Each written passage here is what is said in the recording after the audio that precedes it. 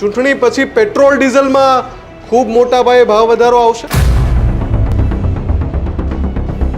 કે અમે ઈરાનને ખૂબ સારી ઓફર કરી, એ માન્યા નહીં, હવે એમને ભારે પડશે. વોર જે છે એ ધંધો છે. આખા પૃથ્વીના વિનાશ માટે જ્યારે તમે પરમાણુ બોમ્બ છોડશો તો તમારે મંગળ ઉપર રહેવું પડશે. અને સૌથી અગત્યની વાત, ઇઝરાયલની એક જ રણનીતિ છે કે યુદ્ધ ચાલુ રાખવું કોઈ પણ સંજોગોમાં. આ વોરને આપણે કાલે રોકાવી શકીએ, ઇન્ડિયા રોકાવી શકે. બધા લોકોનો સવાલ શું છે જી કે પાકિસ્તાન જઈને વોર રોકાવે અને આપણે નહીં જતા. દરેક વાતે આમ ખિસિયાની બિલ્લી ખંભા નોચેની જેમ 5મી મિનિટે જે વ્યક્તિ તરત સોશિયલ પર પોસ્ટ નાખી દેતી હોય છે, એક કલાકો વીતી ગયા આ વાતચીત પડી ભાંગી, એને એક શબ્દ એમણે ઉચ્ચાર્યો નથી. ટ્રમ્પની આ ચૂપકીદી પણ કંઈક સંકેત આપી રહી છે.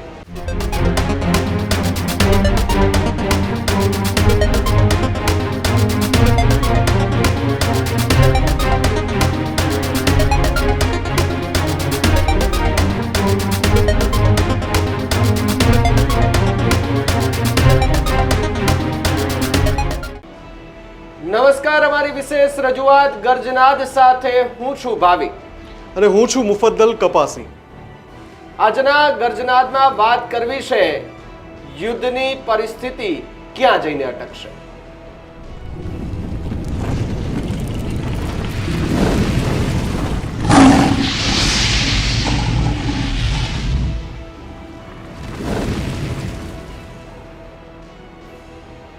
તો આખી દુનિયાની જેના પર નજર હતી એ ઈરાન અને અમેરિકા વચ્ચેની મંત્રણા આખરે ધારણા પ્રમાણે જ પડી ભાંગી છે. ધારણા પ્રમાણે એટલા માટે કેમ કે જે મુદ્દાઓ પર આ વાતચીત થવાની હતી એ મુદ્દાઓમાં બંને પક્ષોએ કેટલાક મુદ્દા એવા હતા કે જ્યાં સહમતિ ન સધાય એવું પહેલેથી લાગી રહ્યું હતું. ઈરાનની પણ કેટલીક માંગણી એવી હતી, સામે અમેરિકાએ પણ કેટલીક આકરી શરતો રાખી હતી. 21 કલાક વાતચીત ચાલે છે. 21 કલાકની વાતચીત બાદ ઇસ્લામાબાદની અંદર અમેરિકાના ઉપરાષ્ટ્રપતિ જેડી વેન્સ એક પ્રેસ કોન્ફરન્સને સંબોધે છે અને કહે છે કે અમે ઈરાનને ખૂબ સારી ઓફર કરી, એ માન્યા નહીં, હવે એમને ભારે પડશે. આ જે શબ્દોનું ઉચ્ચારણ ઇસ્લામાબાદથી જ્યારે અમેરિકાના ઉપરાષ્ટ્રપતિએ કર્યું ત્યારે જે સંકેત મળી ગયા કે જે સીઝ ફાયર 2 સપ્તાહ માટેનું જેની જાહેરાત કરવામાં આવી હતી એના ઉપર સંકટના વાદળો ઘેરાઈ રહ્યા છે. કેમ કે આ મંત્રણા ઉપર જ દારોમદાર હતો કે કાયમી નિકાલ આવે, આ જે સીઝ ફાયર છે એ કામ ચલાવ છે. પણ બંને રાષ્ટ્રોને, ખાસ કરીને ઇઝરાયલને પણ ગણી લઈએ, ભલે વાતચીતમાં એ ક્યાંય નથી, વાતચીતના ટેબલ પર ક્યાંય નથી, પણ ત્રણેય રાષ્ટ્રો વચ્ચે અને મિડલ ઇસ્ટના એ દેશો કે જેના ઉપર ઈરાન હુમલાઓ કરી રહ્યું છે એ તમામ રાષ્ટ્રો વચ્ચે સહમતિ સધાવાની વાત પર અત્યાર પૂરતું પૂર્ણ વિરામ મુકાઈ ગયું છે. પૂર્ણ વિરામ હું એટલા માટે કહું છું કેમ કે હવે પછી આ બંને દેશ અને એના ડેલિગેશનને એક ટેબલ પર લાવવા એ ખૂબ મુશ્કેલ છે. અને એની સાથે હવે સૌથી મોટો સવાલ એ પૂછાઈ રહ્યો છે કે જો સીઝ ફાયર હવે તુરંતમાં નજદીકના સમયમાં પૂરું થઈ ગયું અને આ યુદ્ધ એના આગળના ફેઝમાં વધ્યું તો શું આખા વિશ્વ પર પરમાણુ યુદ્ધનો ખતરો ટોળાઈ રહ્યો છે? એ સવાલ પૂછાઈ રહ્યો છે. સાથે સાથે જે વૈશ્વિક બજારો થોડા બરાબર થઈ રહ્યા હતા, થોડા સુધરી રહ્યા હતા, થોડા કમબેક કરી રહ્યા હતા, એ વૈશ્વિક બજારો, એમાં ભારતનું શેર બજાર પણ આવી ગયું. શું એના ઉપર પણ નવા સપ્તાહમાં, જે સોમવારથી શરૂ થાય છે એ સપ્તાહમાં મોટું સંકટ તોડાઈ રહ્યું છે? અને ઘણી મુશ્કેલીથી બ્રેન્ટ ક્રૂડના રેટ અને ક્રૂડ ઓઇલના જે રેટ છે એ $100 પર બેરલથી નીચે આવ્યા હતા માંડ. અત્યારે લગભગ $95-96 આસપાસ ટ્રેડ કરી રહ્યા છે. પણ શું આ સપ્તાહમાં, જે આગામી સપ્તાહ છે એમાં ફરી પાછા એ $110-115 સુધી પહોંચી જશે, $120 સુધી પહોંચી જશે? અને સૌથી અગત્યની વાત કે જે વાતચીતના ટેબલ પર નથી આવ્યું એ ઇઝરાયલ હવે પછી કઈ હરકત કરશે. કેમ કે એ ઇઝરાયલને જ શરૂ કરી હતું યુદ્ધની અને એણે હુમલો કરી દીધો ઈરાન ઉપર અને એ પછી અમેરિકાની સ્થિતિ એવી થઈ ગઈ કે એને રેમ્પ ઓફ નહોતું મળી રહ્યું કે આમાંથી બહાર કેવી રીતે નીકળવું. પણ આ બધાની વચ્ચે આ સમગ્ર મુદ્દાઓ પર ચર્ચા કરવા માટે આપણી સાથે બે એક્સપર્ટ જોડાઈ ગયા છે. ડિફેન્સ એક્સપર્ટ કે જેઓ ભારતીય નેવીમાં સેવા આપી ચૂક્યા છે એવા મનનભાઈ ભટ્ટ, આપનું સ્વાગત છે. અને સાથે જ માર્કેટ એક્સપર્ટ નિર્મલજી આપણી સાથે જોડાયા છે, આપનું પણ સ્વાગત છે. સૌથી પહેલો સવાલ મારે મનનજીને પૂછવો છે. મનનજી, જેવી આ વાતચીત પડી ભાંગી, વેન્સ ઇસ્લામાબાદની ધરતી ઉપરથી જ પ્રેસ કોન્ફરન્સ કરીને ઈરાનને ગર્ભિત ધમકી આપી દે છે કે બહુ ખોટું થયું, તમે અમારી ઓફર ન માની, હવે તમને ભારે પડશે. ક્યાંક ને ક્યાંક પહેલું સંકટ તો એ જ તોડાઈ રહ્યું છે સીઝ ફાયર ઉપર. મનનજી, જુઓ, ઇસ્લામાબાદની ધરતી પરથી એટલે સીઝ ફાયર ઉપર આખા વિશ્વની નજર હતી. અને અત્યારના ટાઈમમાં ખાસ કરીને યુએસના લીડર્સ જે રીતે ફાસ્ટેસ્ટ ફિગર ફર્સ્ટ થયા છે, જે રીતે એ લોકો બહુ ફટાફટ બધું ટ્રમ્પનું, ખાસ કરીને ટ્રમ્પભાઈનું જે કમ્યુનિકેશન આપણે એના ટ્રુથ સોશિયલ પર જોયું, જે ટ્વિટર પર જોયું, એ જોતા આ સ્વાભાવિક હતું કે આ વાતચીત તૂટી પડવી એ પણ એક સ્વાભાવિક પ્રક્રિયા છે.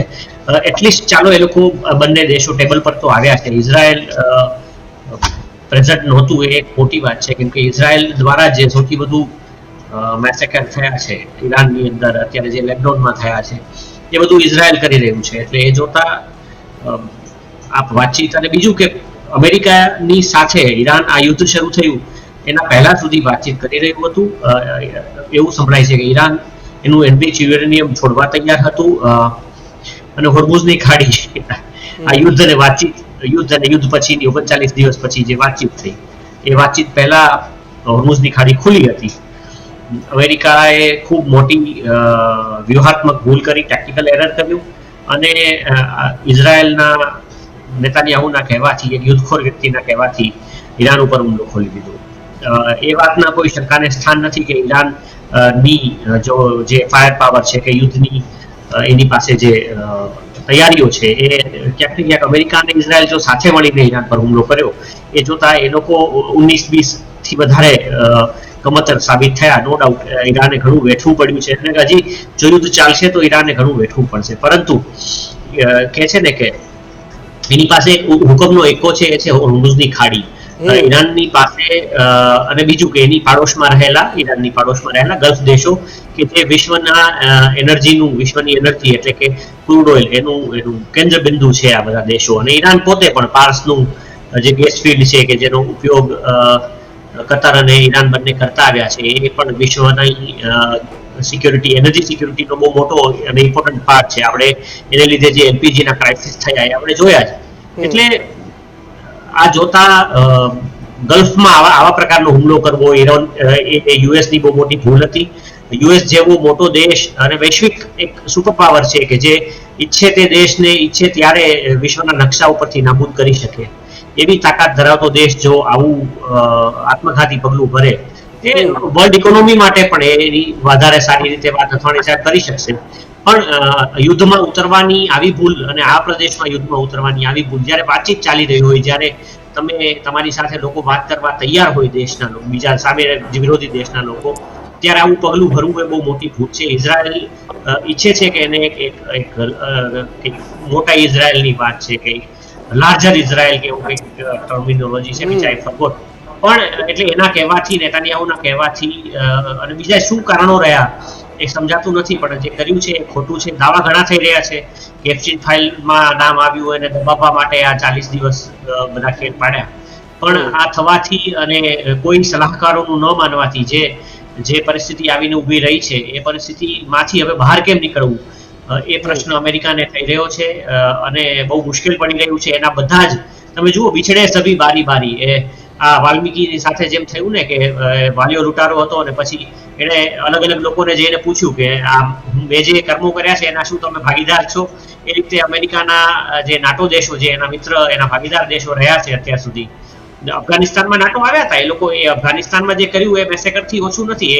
એ આ બધી કે પછી એમ જોવા જાવ તો ઈરાક સામેના યુદ્ધમાં ઈરાન ઈરાક યુદ્ધ થયું ને ઈરાકમાં પછી જે એ લોકો યુદ્ધ લડવા આવ્યા હતા, તો એ પણ કંઈ ત્યારે પણ નાટો દેશો એની સાથે હતા. પણ આજે જ્યારે વૈશ્વિક પરિસ્થિતિઓ બદલાઈ છે, જ્યારે લોકો ખાસ કરીને સોશિયલ મીડિયા થ્રુ અવેર બન્યા છે, જ્યારે દેશની સરકારોની થૂથું અને કમ્યુનિટી નોટ્સ થકી લોકો જે રીતે એના પોતાના જ દેશના વડાઓને કઠઘરામાં ઉભા રાખી રહ્યા છે, ત્યારે અમેરિકા માટે આ યુદ્ધમાંથી નીકળવું એ બહુ મુશ્કેલ બની રહ્યું છે, અને એટલા માટે જ આ વાતચીત માટે અમેરિકા તૈયાર થયું. એટલે એક રેમ્પ ઓફ અમેરિકા શોધી રહ્યું હતું, અને આ વાતચીતની સફળતાની જરૂરિયાત કદાચ અમેરિકાને વધારે હતી. ઘણા બધા વોર એક્સપર્ટને હું લગાતાર જ્યારે સાંભળું છું, એમને વાંચું છું, તો મને સમજાય છે કે અમેરિકાને આ યુદ્ધમાંથી બહાર વધારે નીકળવું છે. ઈરાન તો એની તૈયારીઓ કરીને જ બેઠું છું. જ્યારે 3 વિમાન ઈરાનથી ઉડ્યા પાકિસ્તાન માટે, પણ આપણી સાથે તુષારભાઈ પણ જોડાયા છે. જી આપને અટકાવું છું કે વોર અટકાવવા માટે ક્યારેય પણ કોઈ દેશ તૈયાર ના હોય, કારણ કે વોર જે છે એ ધંધો છે, કારણ કે યુદ્ધ એક વ્યવસાય છે. આપણે સમજીએ કે આપણે એવું લાગે કે યુદ્ધમાં લોકોના જીવ જાય. ગઈકાલે આપણે જોયું કે જે રીતે બધા વાર્તાલાપ કરવા માટે ગયા, તો ત્યાં એ બધા લોકો પોતાના વિમાનની અંદર જે લોકોના મૃત્યુ થયા, બાળકોના ફોટોગ્રાફ, બાળકોના સ્કૂલ બેગ અને બાળકોના જે લિટરેચર હતા બધું લઈને ગયા. એ એટલા માટે હોય કારણ કે માનવ જાતનો પ્રશ્ન છે. અમેરિકા પરમાણુ બોમ્બની ધમકી આપતું હતું. તમે યાદ કરો કે જ્યારે ટ્રમ્પે એવું કીધું કે ભાઈ અમે સિવિલાઇઝેશન ખતમ કરી નાખીએ, પણ સિવિલાઇઝેશન ખતમ કરવા માટે શું જોઈએ? પરમાણુ બોમ્બ માત્ર કામ નથી આપતો. જ્યારે તમે એવું બોલો છો કે અમે સિવિલાઇઝેશનને ખતમ કરી નાખીએ છીએ, ત્યારે તમારી પાસે એટલો પાવર જોઈએ કે તમે લોકો મંગળ ઉપર રહેતા હોવા જોઈએ. સમજો, સિવિલાઇઝેશનમાં બધા જ લોકો આવશે ભાઈ. આખા પૃથ્વીના વિનાશ માટે જ્યારે તમે પરમાણુ બોમ્બ છોડશો તો તમારે મંગળ ઉપર રહેવું પડશે. એના કારણે જ અમેરિકાની અંદર કંપાય છે. આજની ઘટનાની આપણે ચર્ચા કરીએ તો આજે ટીલ ડેટ અત્યારે આપણે જયારે વાત કરી રહ્યા છીએ તો અમેરિકા પ્રેશર બનાવી રહ્યું છે, પણ અમેરિકા બેકફૂટ ઉપર જઈ રહ્યું છે. એ જુઓ. અને હું બીજું વચ્ચે અમેરિકા બેકફૂટ ઉપર ના જતું હોય.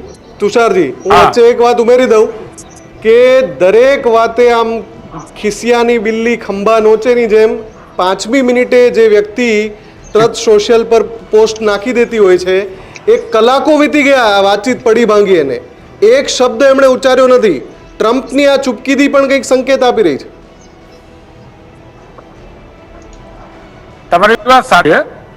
આ છે ને એક થિયરી છે, જે થિયરી રિચર્ડ નિક્સન અમેરિકાના રાષ્ટ્રપતિ હતા એમણે યુઝ કરી હતી. કે ગાંડો માણસ તો ગમે કરે. એ થિયરીનો યુઝ કરવા માટે અમેરિકાએ પ્રયત્ન કર્યો. પછી થઈ એવી સિચ્યુએશન કે ભાઈ ચાલો ગાંડો માણસ છે, એ જે બોલે અને જે કરે એનો ભરોસા ના હોય.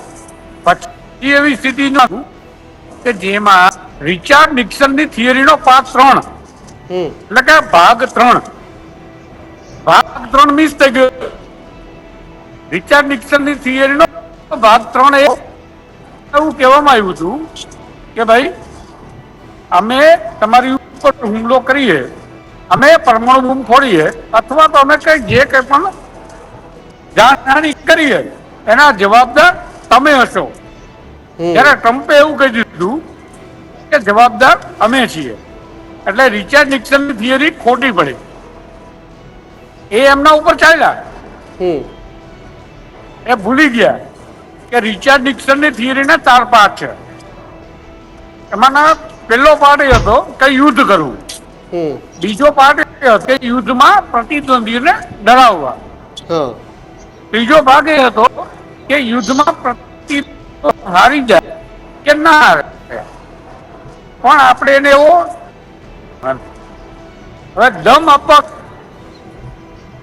કે ભાઈ અમે તમારા બધા ન્યુક્લિયર પાવર પ્લાન્ટ પાડી નાખીશું, એનર્જી સેક્ટર બધું ખતમ કરી દઈશું. પછી ઈરાનની અંદર દરેક નાગરિકો બહાર આવ્યા, એને ત્યાંના કલાકારો.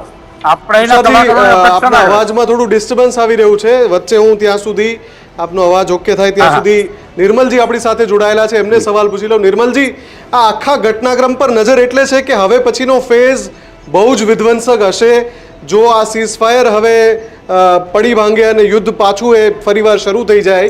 પણ નિર્મલજી, દેશની નજર પણ છે આના ઉપર, આખા ઘટનાક્રમ પર આખું વિશ્વ જોઈ રહ્યું છે. બજારો, વૈશ્વિક બજારો થોડાક સુધરતા દેખાઈ રહ્યા હતા. બ્રેન્ટ ક્રૂડ છે માંડ થોડું ઘટ્યું, સોની અંદર ગયું, વળી પાછું વધવા લાગ્યું છે અત્યારે. આપને શું લાગે છે, આ ચૂંટણીનો માહોલ છે અત્યારે દેશમાં, સ્થાનિક સ્વરાજ હોય કે પછી દેશમાં જે બીજા રાજ્યોમાં ચૂંટણી છે, ચૂંટણી પછી પેટ્રોલ ડીઝલમાં ખૂબ મોટા પાયે ભાવ વધારો આવશે? પેટ્રોલ ડીઝલના ભાવ બાબતે આપને વાત કરું તો દેશમાં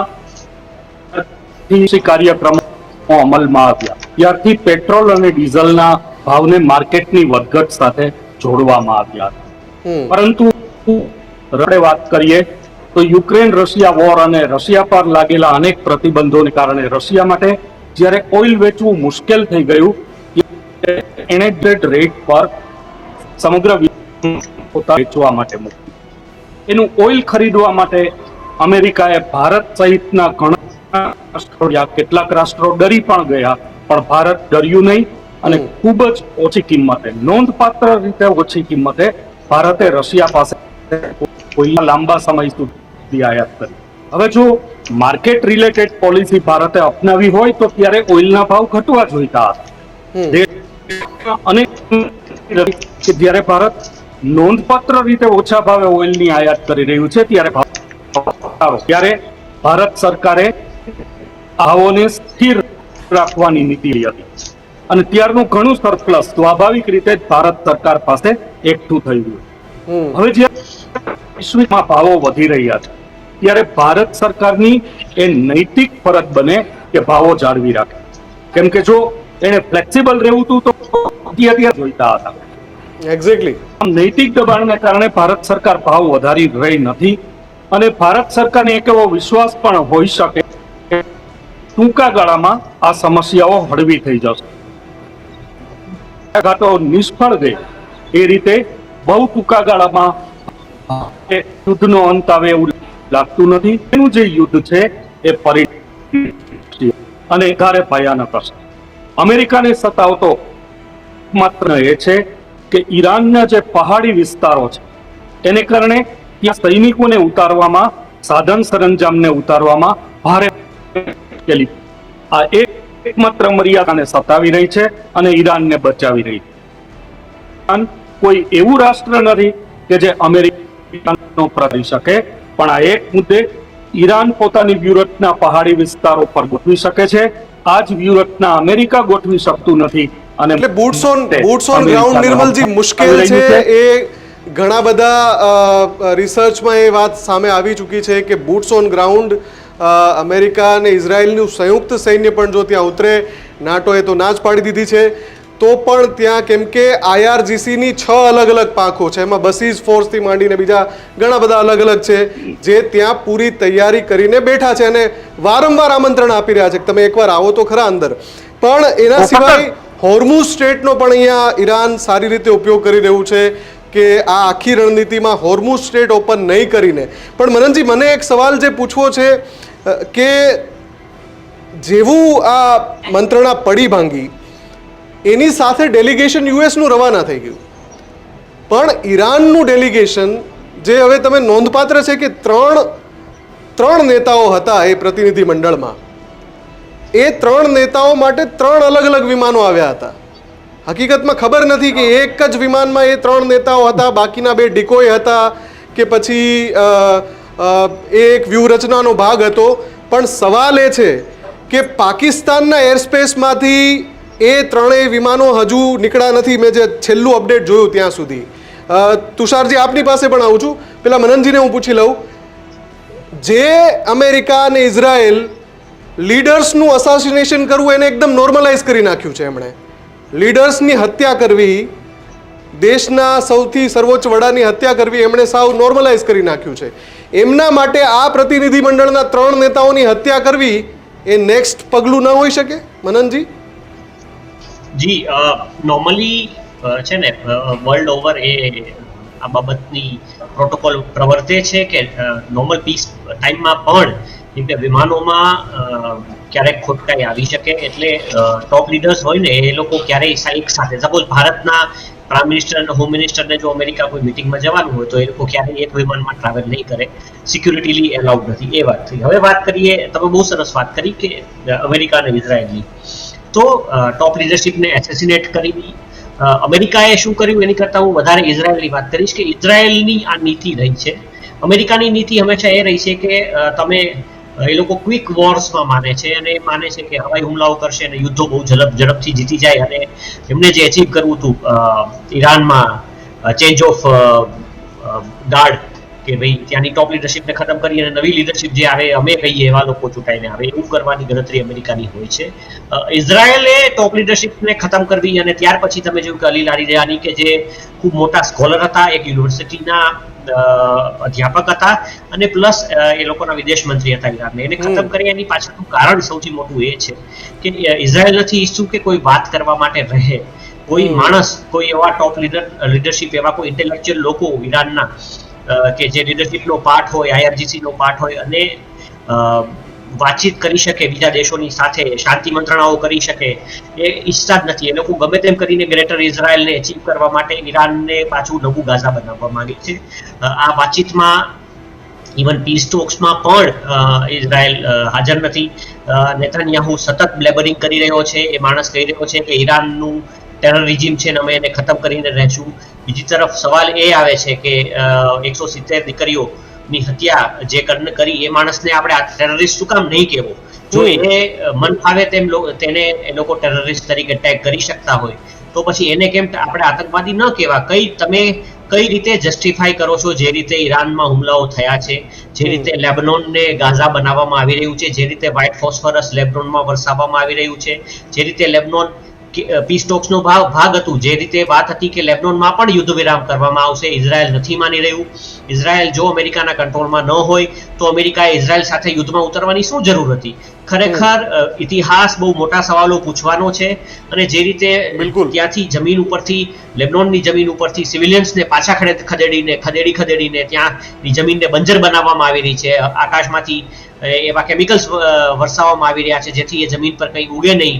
ગ્રેટર ઇઝરાયલ એચીવ કરવા માટે આ માણસ જે કરી રહ્યો છે ખરેખર માનવજાત ઉપર બહુ મોટી ત્રાસદી છે. અને આજની પરિસ્થિતિમાં કેમ કે જ્યારે રશિયા ખૂબ વીક થઈ ચૂક્યું છે ત્યારે ખરેખર આ દેશને અમેરિકાના જે અગ્રેશન થઈ રહ્યું છે, ઇઝરાયલ જે કરી રહ્યું છે એને રોકવા માટે કોઈ આગળ નથી આવી રહ્યું. આપણને એક સમયે લાગતું હતું કે ઇસ્લામિક બ્રધરહુડને લીધે ક્યાંક ને ક્યાંક UAE, સાઉદી અરેબિયા અને આ બધા દેશો ઈરાનની સાથે એક મળીને આ લોકોને હોલ્ડ કરી શકશે, પરંતુ હવે એને રોકવા વાળું કોઈ નથી. અને ખરેખર જે શાંતિ મંત્રણાઓ જો પડી ભાંગી છે તો એ આપણે માટે ખરેખર બધા માટે ચિંતાનો વિષય છે. બિલકુલ ચિંતાનો વિષય છે કે આગળ શું થશે. તુષારજી કંઈક કહેવા જઈ રહ્યા હતા વચ્ચે. જી તુષાર.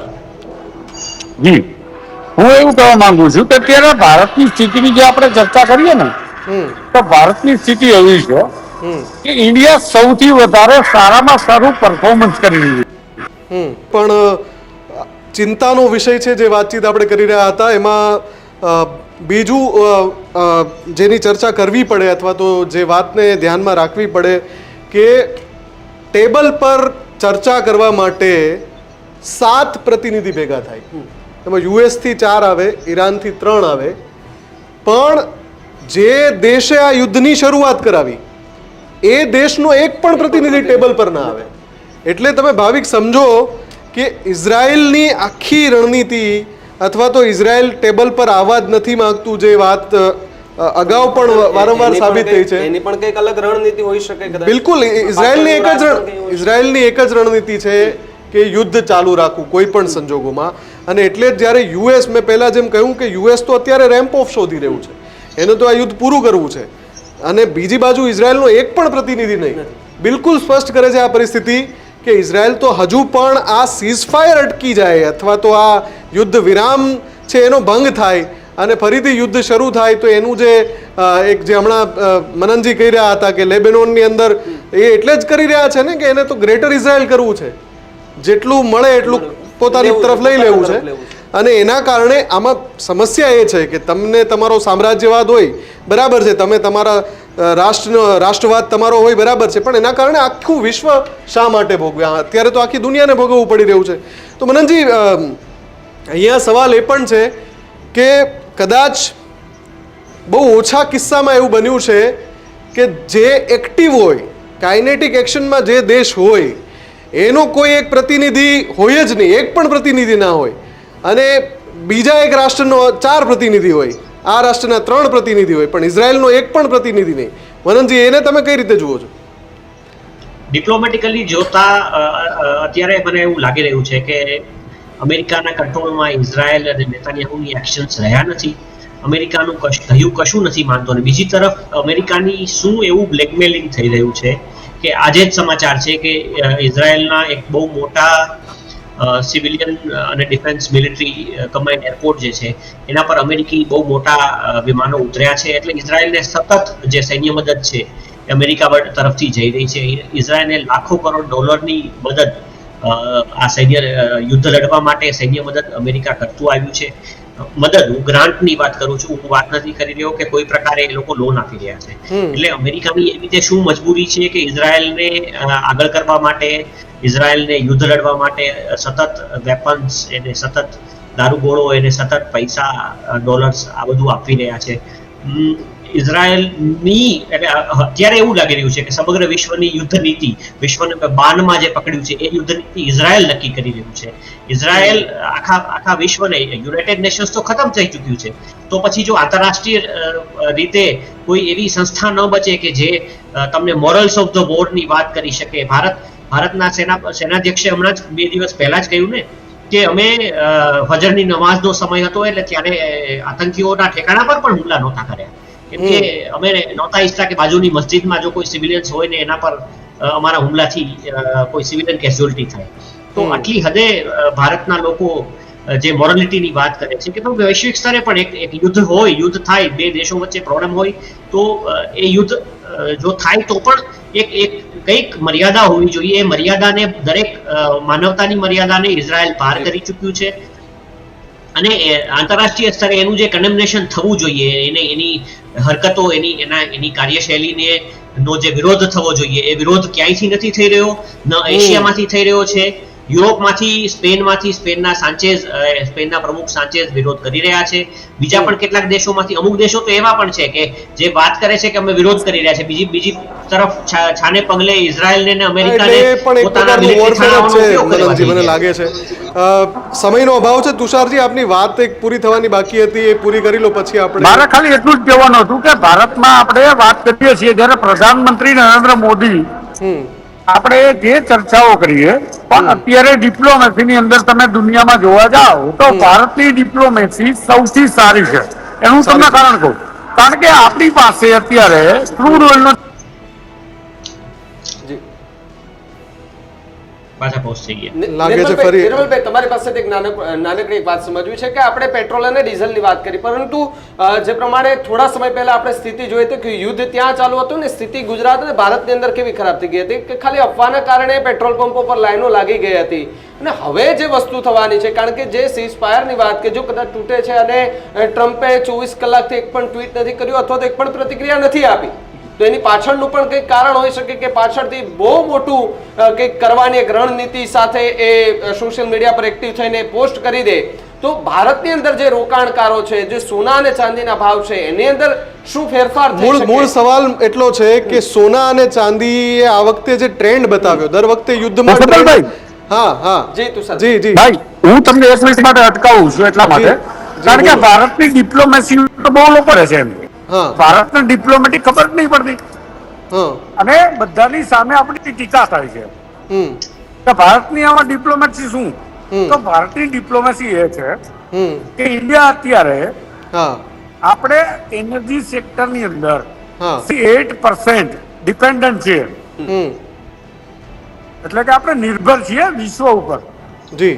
તો ભારતમાં આપણી ડિપ્લોમેસી પ્રધાનમંત્રી નરેન્દ્ર મોદી હોય કે કોઈ પણ પ્રધાનમંત્રી હોય, આપણે કોઈની ટીકા નહીં, વખાણ નહીં, પણ મારું કહેવાનું ખાલી એટલું છે કે કોઈ પણ માણસ હોય એનર્જી વગર વિશ્વની કલ્પના ના કરી શકે. બિલકુલ. અત્યારે આપણી જે ડિપ્લોમેસી છે, તમે સમજો કે અમેરિકા આપણને ના પડે, તમે ના લેતા, રશિયા એટલે આપણી જે ડિપ્લોમસી છે આપ એવું કહેવા માંગો છો તુષારજી કે આપણી એનર્જી ડિપેન્ડન્સીને આધારિત છે આપણી ડિપ્લોમસી અત્યારે? Yes, dependency 100%.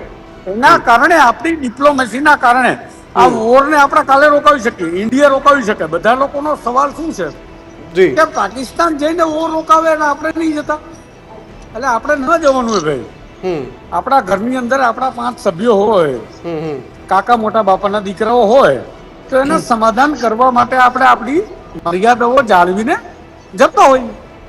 પછી આપણે ત્યાં જઈએ અને આપણે કે સમાધાન કરો તો બધાને ખર્ચો આવે, પણ એ ખર્ચો આપણે ભોગવી ના શકીએ. ઇન્ડિયાની ડિપ્લોમસી અત્યારે વર્લ્ડમાં બેસ્ટ છે.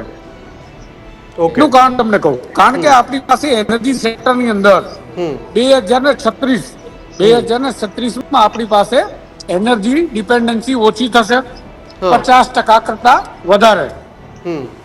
એ ડિપેન્ડન્સી ઓછી થશે પછી આપણી પાસે ગ્રીન એનર્જી હશે, ગ્રીન એમોનિયા હશે, ગ્રીન હાઇડ્રોજન હશે. ક્રૂડ ઓઇલની ડિપેન્ડન્સીના કારણે અત્યારે આપણે બોલી ના શકીએ. અત્યારે હું કે તમે પણ મુફદ્દલભાઈ આપણે પ્રધાનમંત્રી હોઈએ ને તો આપણે પણ કઈ ના કરી શકીએ ભાઈ. જી 30 દિવસ આપણું એનર્જી સેક્ટર રોકાઈ જાય. એ રોકાઈ જશે તો આપણા દેશના નાગરિકોને, આપણા દેશના ટ્રાન્સપોર્ટને એનર્જી કોણ આપશે? આ ભૂલી જાવ છો. હવે વાત કરીએ અમેરિકાની, તો અમેરિકા એટલા માટે તો કરે છે. તુષારભાઈ ટૂંકમાં સમય ખૂબ ઓછો છે. ડિપેન્ડન્ટ બનો. જી તુષારભાઈ ટૂંકમાં પૂરું કરજો. એટલે જ કહું છું કે અમેરિકા આપણા માથે બધા ઉપર પ્રેશર એટલા માટે કરે છે કે તમે બધા તમારા ત્યાં વિસ્તારમાં બદનામ થાવ, અમારી વાત માની લો, નહીં માનો તો અમે મીડિયા મેનેજ કરીશું, તમારા પ્રધાનમંત્રીને ખરાબ બતાવીશું, રાષ્ટ્રપતિને ખરાબ બતાવીશું, ઓર તો જે તે સંસ્થા છે. પણ તમે અમારું માની ગયા તો અમે તમારું કઈ નહીં કરીએ. આપણે ઇન્ડિયામાં ડિપેન્ડન્સી છે.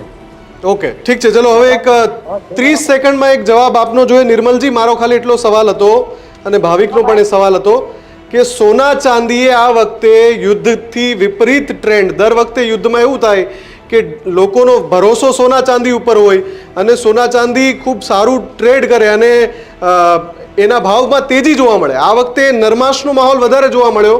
હવે આગળ તમને શું લાગે છે સોના ચાંદીમાં? 30 સેકન્ડમાં પ્લીઝ.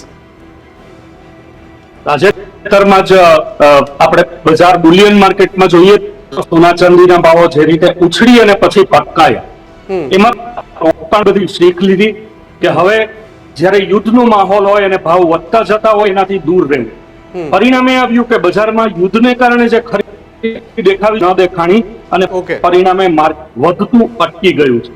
બીજું એ કે જ્યારે વધેલા ભાવે આપણે બજારમાં સોના ચાંદી વેચવા જઈએ છીએ, બજારના ભાવો નથી મળતા, તેઓના મનમાં જે ભાવ હોય એ ભાવો અથવા તો એની સામે જ્વેલરી લેવાનો આગ્રહ રાખવામાં આવે છે.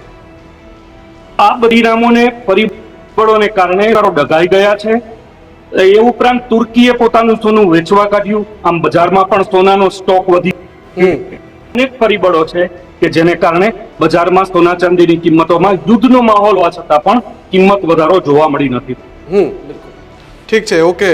તો સમય પૂરો થઈ રહ્યો છે એટલે આપ તમામ મહેમાનો મારી સાથે જોડાયા તે બદલ આપ સૌનો આભાર. અને નજર એ રહેશે, આગામી 24 કલાક ખૂબ મહત્વના છે, કેમ કે અમેરિકા હવે કયું પગલું ભરે છે, ઇઝરાયલ હવે કયું પગલું ભરે છે. વધારે તો નજર ઇઝરાયલ ઉપર રાખવાની છે કે ઇઝરાયલ હવે શું કરે છે, કેમ કે જે વાતચીત પડી ભાંગી છે. નજર તો ડોનાલ્ડ ટ્રમ્પના ટ્વીટ પર પણ રાખવાની છે, ટ્રમ્પના ટ્વીટ ઉપર અને સાથે ઇઝરાયલના કાઇનેટિક એક્શન પર, કેમ કે વાતો ટ્રમ્પ કરે અને હુમલા ઇઝરાયલ કરે એવું આપણે જોયું છે. એટલે બની શકે કે ફરી એકવાર શરૂઆત ઇઝરાયલ તરફથી થઈ જાય, કેમ કે અહીંયા ફરી એકવાર ટેબલ પર બંને રાષ્ટ્રોને કે ત્રણેય રાષ્ટ્રોને કે પછી સંબંધિત પક્ષકારોને લાવવા ખૂબ મુશ્કેલ દેખાઈ રહ્યા છે ભાવિક. અને એવા સંજોગોમાં ચિંતા આખા વિશ્વને એ છે કે ક્યાંક ફરી પાછું આ યુદ્ધ શરૂ ના થાય અને એના સૌથી વિધ્વંસક સ્ટેજમાં પહોંચી ન જાય. અને એટલા માટે જ જરૂરી છે કે કોઈ એક રસ્તો નીકળે જેનાથી કાયમી યુદ્ધ વિરામ થાય. કેમ કે સીઝ ફાયર અમુક સમય પૂરતું હોય છે, યુદ્ધ વિરામ નહીં, પણ યુદ્ધ પૂર્ણ વિરામનો સમય છે, યુદ્ધ પૂર્ણ વિરામની માંગ છે. અને આવનારા સમયમાં કોઈ એક એવો રસ્તો નીકળે જેનાથી આ બધા રાષ્ટ્રો સહમત થાય અને યુદ્ધ પર સંપૂર્ણપણે પૂર્ણ વિરામ લાગી જાય. બિલકુલ. અને જે રીતે છેલ્લા 12 કલાકથી જે સોશિયલ મીડિયા પર જે ઇસ્લામાબાદના જે વિડીયો સામે આવી રહ્યા છે, બેઠકનું એ ટેબલ સામે આવી રહ્યું છે, કેટલાક નેતાઓ ત્યાં ચર્ચા કરતા જોવા મળી રહ્યા છે, એટલે કે સૌ કોઈ લોકો એક પણ મુફદ્દલ એ ચર્ચા કરી રહ્યા છે કે ઇસ્લામાબાદ પાકિસ્તાનમાં જ મીટિંગ કેમ, ભારતનું કેમ એમાં થોડું પણ વર્ચસ્વ નહીં, ભારત કેમ એની અંદર એન્ટ્રી નથી કરી રહ્યું. એટલે એની પાછળનું પણ ઘણા બધા કારણો કૂટનીતિ છે, એ કૂટનીતિનો એક ભાગ છે. અને સ્વાભાવિક છે કે આપણે એ એક્સપર્ટો પાસેથી પણ એ જ વસ્તુ અને જાણી છે. તમને યાદ કરાવી દઉં, તમે મુદ્દો અત્યારે જતા જતા ઉપાડ્યો તો હું યાદ કરાવી દઉં કે જ્યારે પાકિસ્તાનના શાહબાઝ શરીફે એ એક્સ પર પોસ્ટ કર્યું કે હું આગ્રહ કરું છું રાષ્ટ્રપતિ ટ્રમ્પને કે આગામી 14 દિવસ સુધી, 2 સપ્તાહ સુધી આ યુદ્ધને રોકી દેવામાં આવે, કેમ કે તો વાતચીત આગળ વધી શકે. એ જે પોસ્ટ હતી એના તમે એડિટ સેક્શનમાં જઈને જુઓ તો એમાં દેખાતું હતું કે draft PM Pakistan message on x, એટલે કોઈએ લખીને જે આપ્યું હતું ને ખૂબ એના ઉપર ટ્રોલ પણ થયા એ કે કોણે આ મેસેજ મોકલ્યો હતો શાહબાઝ શરીફને. અને એના તરત પછી થોડા સમય પછી ટ્રમ્પ એ જાહેરાત કરે કે ભાઈ અમે 14 દિવસ માટે. એટલે એ સ્થિતિમાં છે પાકિસ્તાન. આપણે તો એનાથી ઘણા આગળ છીએ, એટલે ભલે ત્યાં વાતચીત કરાવડાવે એનાથી કોઈ ફરક નથી પડતો, એ આપણી કૂટનીતિ છે અને આપણી એ રણનીતિ છે. પણ અંતે at the end of the day સૌથી અગત્યનું છે કે એક રસ્તો નીકળે અને આ યુદ્ધ સંપૂર્ણપણે પૂરું થાય. બિલકુલ. અને બસ હવે તો એ જ આશા રાખે છે કે વહેલામાં વહેલી તકે આ યુદ્ધ પૂરું થાય, કારણ કે આ યુદ્ધના કારણે ન માત્ર એ 2 દેશો પરંતુ કેટલાય એવા દેશો છે કે જે મુશ્કેલીમાં મુકાતા જોવા મળી રહ્યા છે. પોતપોતાનું જે અર્થતંત્ર છે, તેનું આર્થિક જે સ્થિતિ છે તેના પર પણ એ ખૂબ અસર પડતી દેખાઈ રહી છે. ત્યારે હવે જોવાનું રહ્યું કે 24 કલાક હોય, 48 કલાક હોય કે પછી 5 દિવસ આપણે ગણીને ચાલીએ, એ 4 થી 5 દિવસની અંદર શું નવું થાય છે, આવનારો એ સમય આવશે જે છે એ ત્યારે ખબર પડશે. હાલ તો ગર્જનાદમાં અત્યારે બસ એટલું જ. અને આ યુદ્ધની સ્થિતિ વિશે તમે બધું શું જાણો છો અને તમને શું લાગે છે કે ડોનાલ્ડ ટ્રમ્પે છેલ્લા 24 કલાકથી એક પણ ટ્વીટ નથી કરી અને ડોનાલ્ડ ટ્રમ્પ હવે શું આગળની રણનીતિ ઘડી અને મેદાનમાં આવે છે અથવા તો એ પીછેહટ કરે છે, એ હવે તમે શું જાણો છો એ અમારા સોશિયલ મીડિયા પ્લેટફોર્મ પર જઈને કમેન્ટ બોક્સમાં ખાસ લખજો. ગર્જનાદમાં અત્યારે બસ એટલું. જોતા રહેજો ન્યૂઝ રૂમ ગુજરાત. નમસ્કાર. નમસ્કાર.